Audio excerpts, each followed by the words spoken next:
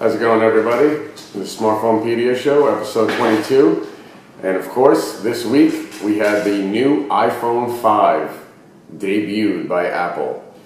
Of course, on Wednesday everybody was out in California and, everybody wanted to check out the new iPhone 5 and all the differences that it has with its, previous model, the iPhone 4S.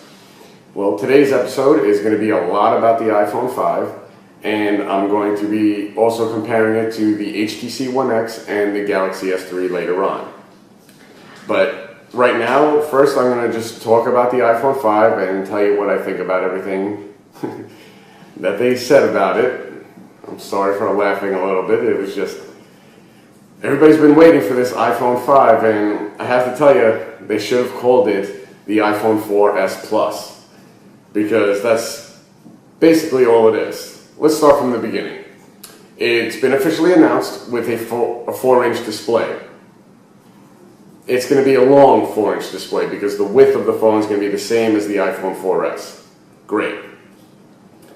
It is going to be $199 just like all the other models. Well, the 16 gig version, and then it goes up $100 for each, raised level of memory.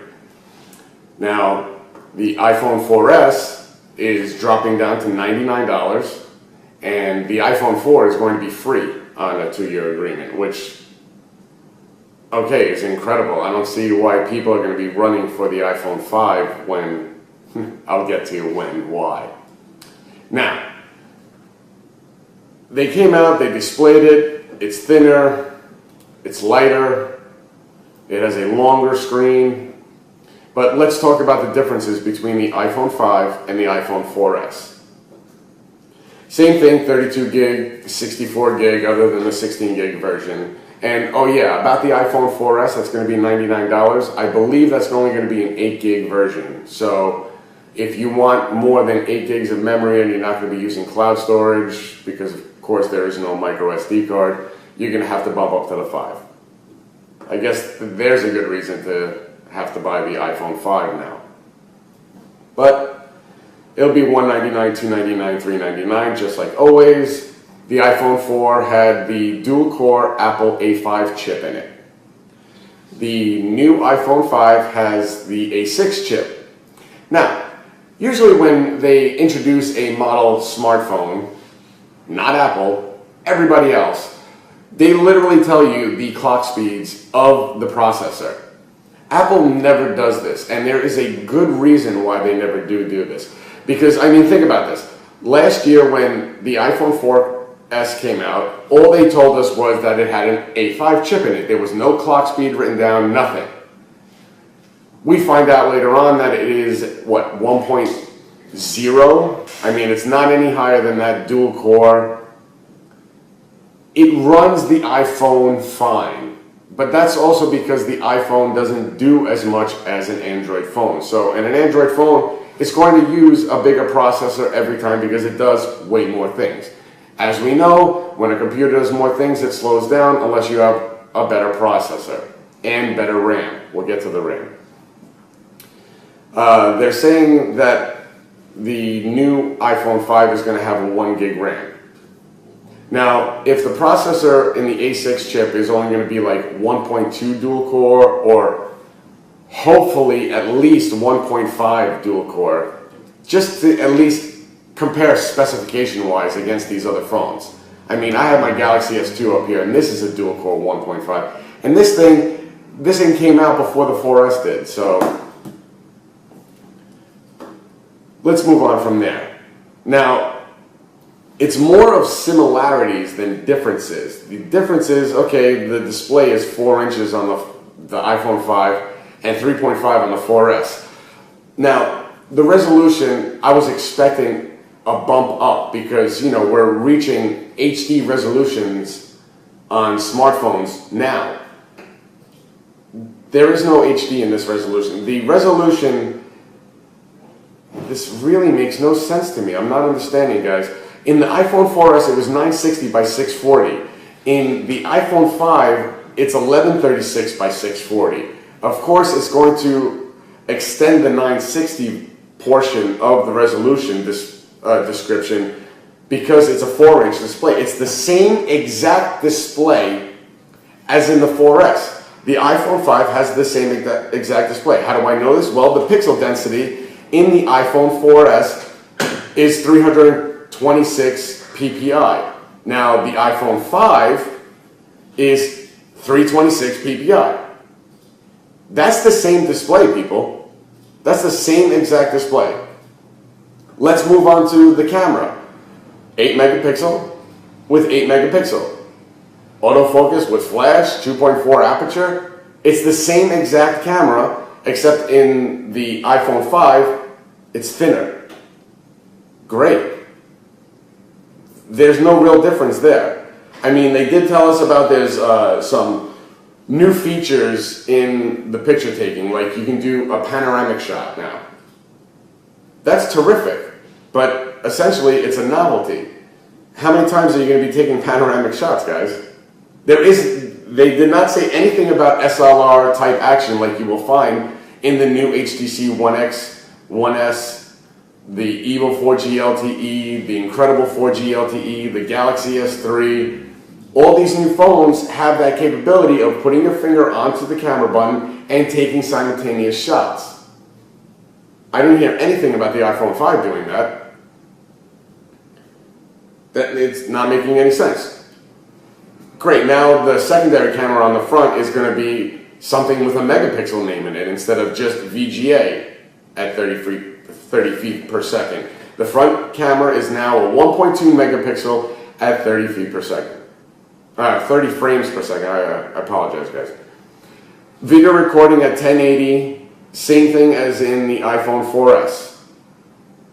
This is essentially the same phone. I'm not seeing any real difference. Oh, here we go. The new iPhone 5 is going to be LTE capable. But they're going to have to make 3 different versions in order to, utilize the LTE packages all around the world. So, the iPhone 5 in Australia will have a different LTE chip going on in there. If there's going to be 3 different versions, are they going to be 3 different A6 chips that are going to be running these iPhone 5s? I do have a lot of questions, but I'm not going to be able to get the answers for probably another couple of weeks. So we're going to have to go with this. The new Wi-Fi on it is now dual band. Okay, that's an upgrade. Bluetooth is still 4.0. I don't know where you would go with that anyway. FaceTime. Here's a big thing. FaceTime is now going to be able to get used on a data network. That's terrific. I was expecting, FaceTime to be able to be used on a data network. We just do not know if it will be compatible with every cellular provider out there. I already know that AT&T and Verizon are going to be doing it. AT&T is going to charge you extra to do it. Verizon is saying that they're not going to charge you extra. I guess that's a good reason to go with Verizon. Now let's talk about the battery, the weight, and the dimensions. We know that it's going to have a 4-inch screen, so it's going to have a slight differential in the specifications for the dimensions. The old iPhone 4S was 9.3 millimeters thick. It was a pretty thick phone for only a 3.5-inch display. It did weigh a pretty hefty 140 grams for, again, only a 3.5-inch display. Now, the new one is only going to be 112 grams, which, I'm sorry, it's not a shock to me.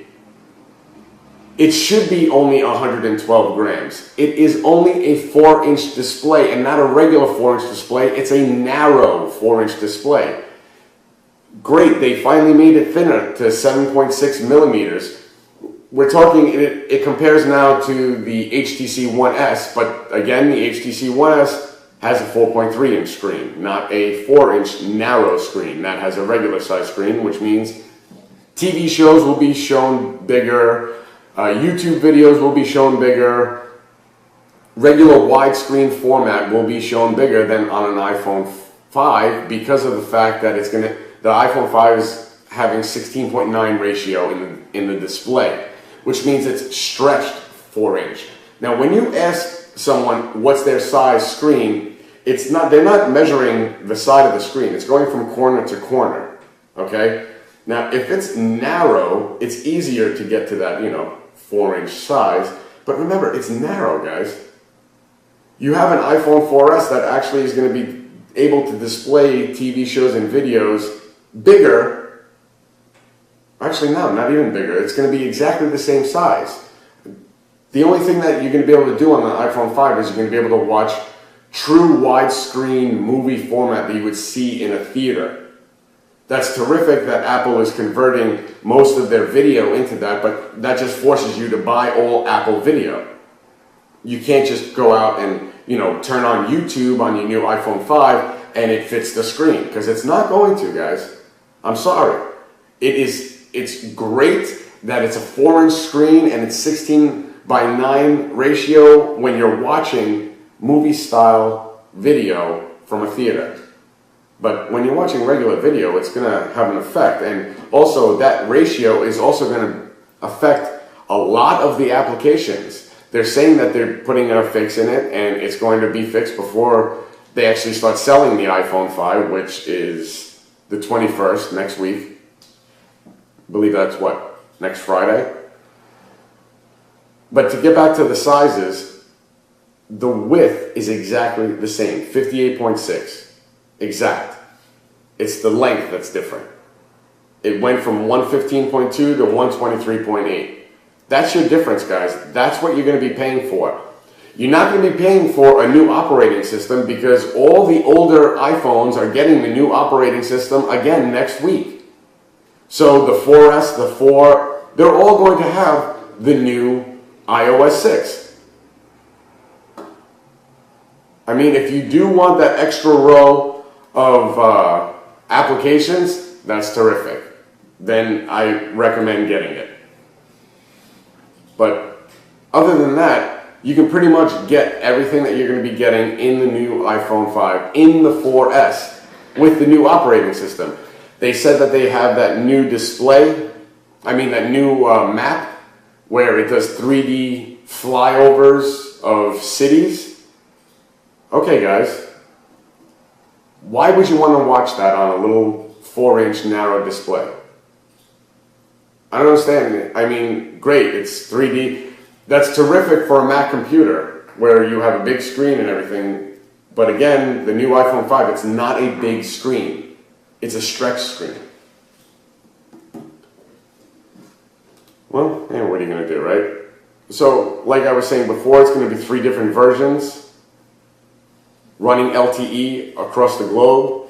So I'm going to be in the process of finding out whether or not it's going to be, 3 different types of iPhone. We're hearing that around the world it will be released in the other places in October, but like Canada, UK, Germany, France, Japan, they're all getting it on the 21st. So we should be able to find out some information on whether or not it's going to be different versions.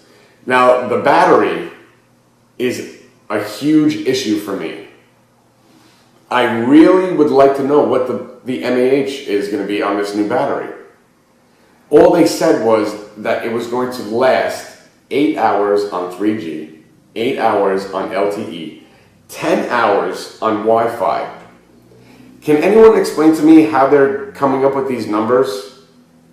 Is Apple doing their own tests and just, saying this, we're supposed to believe it? Because from what I know in my prior experience with smartphones, 3G talk time and 4G LTE talk time are going to be completely different. LTE uses more power. If LTE in the new iPhone 5 is not going to be using more power, is it really LTE, or is it just going to be showing that and you're just going to be hoping that it is? I'm going to be doing all the clock speed tests as soon as I get my hands on one of the new iPhone 5s. Don't worry about it. I will let you know. I will run the processor speeds. I will find out exactly what is going on with everything inside this new phone. Trust me on that. But how they can say what the battery is going to do without telling us what the size is just a little odd to me. I don't understand how they get away with stuff like that. Now, the camera actually does a new feature. It's a share feature, but it's basically like, you know, Facebook, where anybody that you put in your share category and you take a picture, once you take a picture, it's just going to send it to them automatically. I can see on how might mess a few people up if they're taking some private shots and it gets sent out to the wrong people, the wrong bunch of people. So be careful with that on your new iPhone. I don't know, I probably would stick with the uploading them to Facebook. It's a little safer, all your friends can see it anyway. But that's it. I mean, the new panoramic shot, again, like I said, that's just a novelty to me. I don't see on how it would be an everyday picture thing, because it's basically going to be taking 3 different pictures or 4 different pictures and blending them together. So, I mean, they said that it doesn't matter if you're a little shaky, it'll give you a nice stream shot. It makes sense. It's not a very difficult thing to do. There are apps to do it on Android already. Let's talk about applications for Apple now. They just said that 700,000 apps available at the App Store. Right, yeah, okay, that's terrific. 700,000 apps, that's a big accomplishment. But remember, 250,000 of those applications are strictly for iPads. So in essence, it's still at the 450,000 mark for their applications. It's nothing new. Android is the one that is significant in their increases for applications. We have way over 650,000 applications just for Android smartphones. That's not a real, big deal right there. Okay, now we've reached the portion of the episode where I will be comparing the new iPhone 5 to, first I'm going to be doing the Galaxy S3, then I'm going to be doing the HTC One X. Of course, the iPhone 5 has iOS 6. We'll have to wait to see what that's all about. Great, the new processor says that it's going to be opening up the applications 2.1 times faster. That's the best information we have on the processor so far. And that is going to save battery. They really have to start giving us more information. So it's a 4-inch display up against a 4.8-inch display on the Galaxy S3, while the Galaxy S3 is running Ice Cream Sandwich, soon to be Jelly Bean, with TouchWiz 5. I gotta tell you, I love TouchWiz. It's very simple. Everything that I've done with the Galaxy S3 on TouchWiz is a breeze. I like S-Voice. I like everything about the Galaxy S3. It would be really hard to sway me over to a lesser phone like the iPhone 5, and I'll show you exactly why it's a lesser phone. Now let's talk about resolution. It's a 1136 by 640 on a 4-inch display. Now we have a 4.8-inch display on the Galaxy S3, and that one's 1280 by 720. 720, exactly. Officially HD on that point. Is the iPhone 5 HD? No, definitely not. It will have the IPS LCD with 326 ppi, while the Galaxy S3 does come in lower with the Super AMOLED 306 ppi. Fine, the iPhone 5 wins on that one. The Galaxy S3 has a dual-core 1.5 gigahertz Snapdragon S4 processor, or it has a Tegra 3 quad-core 1.5. No, I'm sorry, no it doesn't. It has the Samsung processor at 1.4 quad-core. The Apple A6, I guarantee you it's only a dual-core. It has to be. If they do say it's quad-core, they're going to be talking about the graphics just like on the new iPad. The new iPad has that new chip in it, and it's dual-core. It only has a dual-core processing with quad-core graphics. That's what I expect out of this chip as well. The dual-core version of the Galaxy S3 has 2 gigs of RAM. We know that the iPhone 5 won't come near that. The iPhones have been slowly increasing in RAM processing. I guarantee right now that it's not going to be more than 1. But we'll have to check that out. The Galaxy S3, you can get up to 32 gigs of internal memory, but it has a micro SD slot that can hold up to 64. that's a winner right there. Because the iPhone 5, you can go up to 64, but that's it. Sorry, this will have 32 gigs more.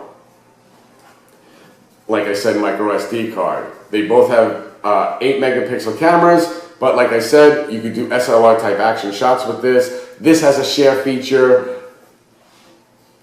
It's a no-brainer. The Galaxy S3 takes awesome pictures. It wins just because of the SLR. They both have GPS, great. Now, the big thing that the iPhone 5 will not have, which I'm sorry, the future is dictating in all the new smartphones, is NFC capability. Why Apple failed on the fact of putting in NFC might have to do with some NFC patents that they're lacking.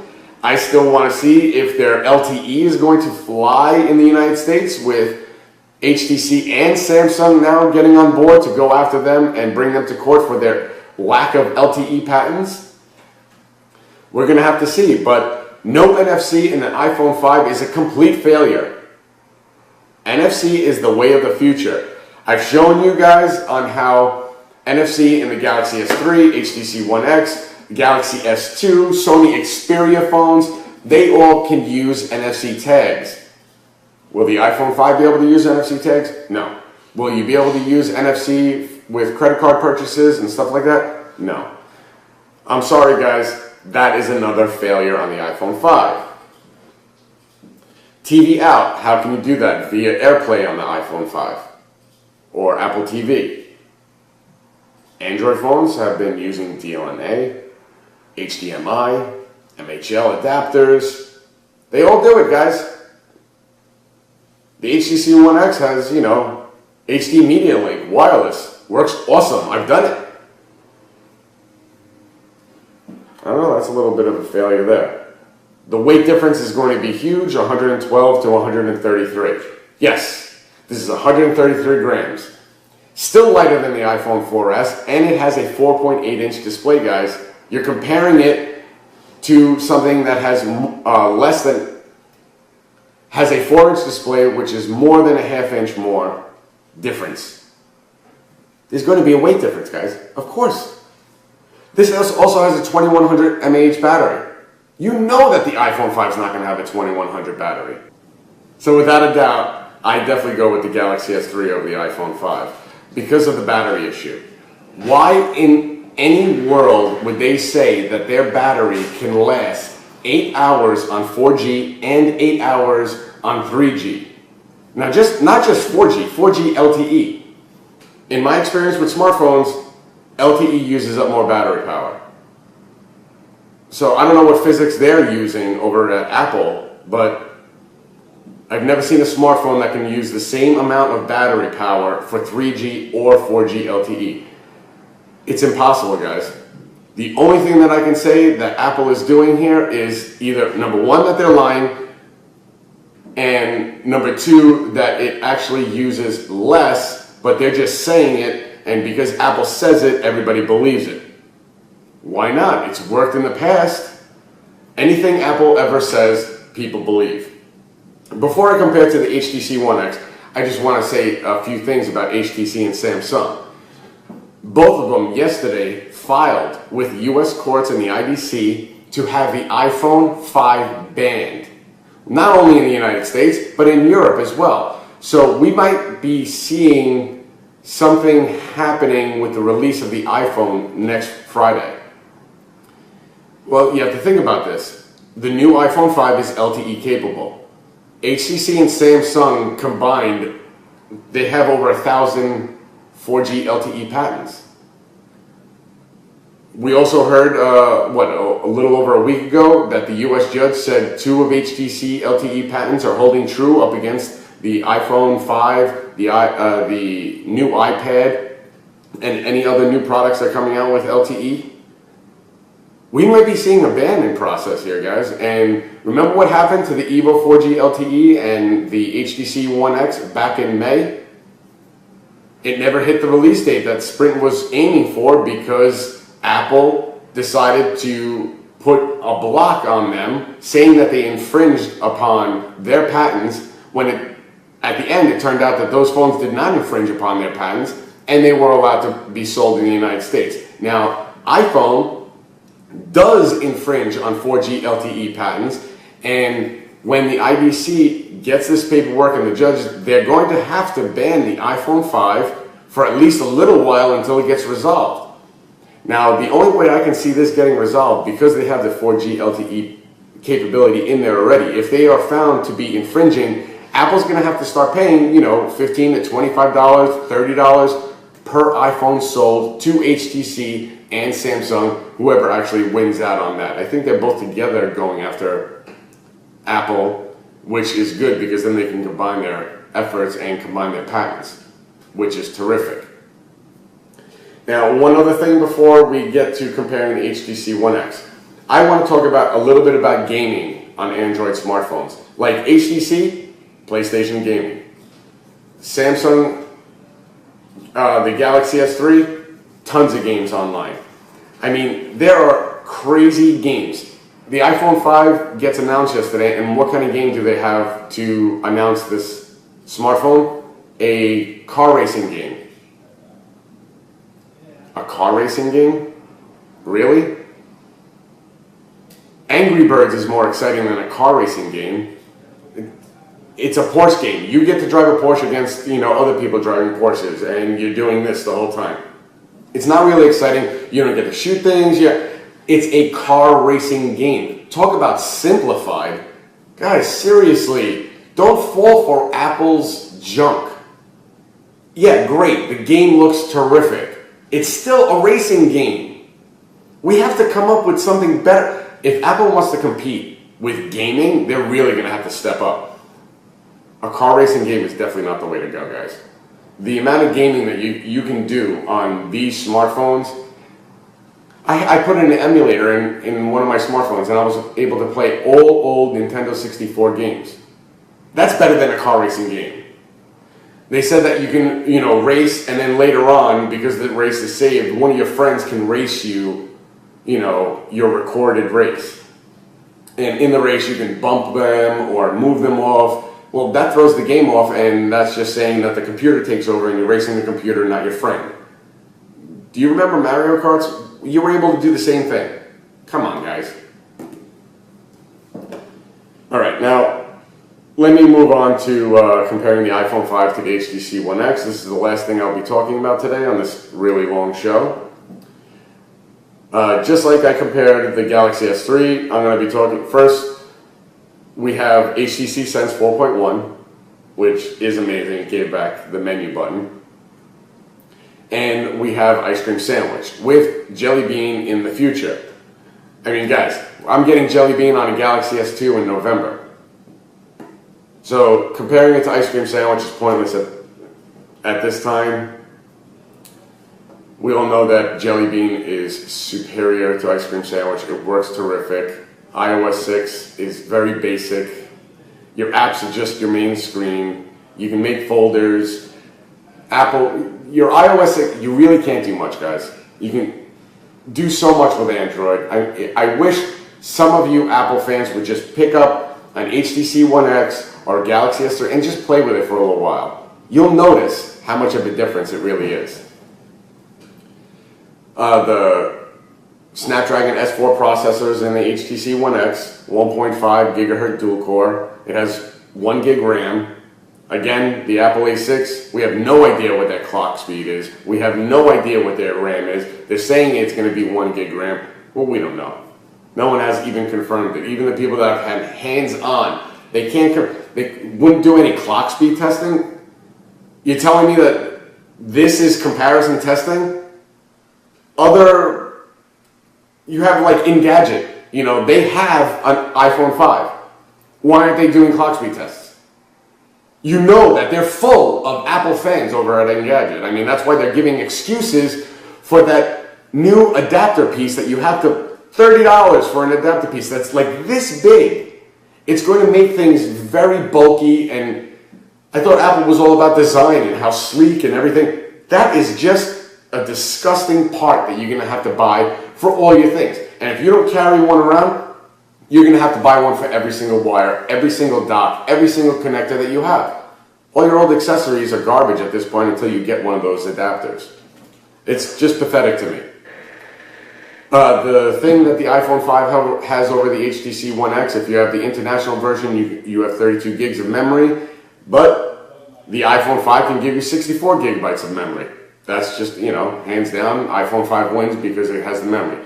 Although, you can get Dropbox storage, well, you do get Dropbox storage actually, 50 gigs of Dropbox storage for free for 2 years with an HTC One X international version. Now, the AT&T version only has 16 gigs of memory, no micro SD slot. The iPhone wins on that. But, let's move on. Does the iPhone 5 have NFC? No. Can it take SLR type camera shots? No. It can take pictures while you're videoing, just like the HTC One X, but how about during playback? Can you take pictures during playback like the HTC One X? There's a lot of failures coming out of Apple here. With all these things that you could do with Android, I don't understand. Why can't you do it with an iPhone? This is a brand new iPhone with a brand new operating system, and you can't do half the things that you can do with an Android? That's ridiculous. The HTC One V can do some of these things. I don't know. That's what I should be comparing the iPhone 5 to, the HTC One V. What, the screen sizes are pretty much similar? The processing speed, well, okay, the processing speed, no. How about the Desire X? Right, the Desire X versus the iPhone 5 is a perfect comparison. Perfect. 1 gig dual core, 756 RAM. I'm sure that the iPhone 5 won't be having too much more better than that. Again, with the battery, 1800 mAh in the HTC One X. What the iPhone 5 has, I don't know. Again, they're only saying 8 hours of talk time, 10 hours of Wi-Fi, which I have no idea. But the one big difference, you can get an HTC One X for $99, guys. This phone feels terrific. The camera is amazing. The display is unbeatable. Hands down, again, Android HTC One X wins. I don't know what to tell you guys. You're pretty much going to have to go out there and try them out. There's a lot of you Apple fans that are just going to buy it just because you don't care if it's better or not, and you'll still say that it is better. The new Siri function that it has, Siri has like an opinion. Siri, what is the best movie out there? And Siri will reply, well, I don't have an opinion about that, but this is what other people are saying. Yippee. I mean, do you really need your phone to be telling you that? That, again, Siri to me is a novelty. The S-Voice and voice control on the HTC One X and Samsung Galaxy S3 works terrific. I can't wait to get myself an iPhone 5 to show you guys, but of course, if it's banned, we will have to wait a little while. I will definitely be updating you on that in the next episode. That was episode 22 of the Smartphonepedia show. I hope you guys enjoyed it. I know it's a little longer than normal, but I had a lot to say about the new iPhone 5s. Just like always, give me some comments, be nice, and I'll talk to you next week, guys. Thanks a lot.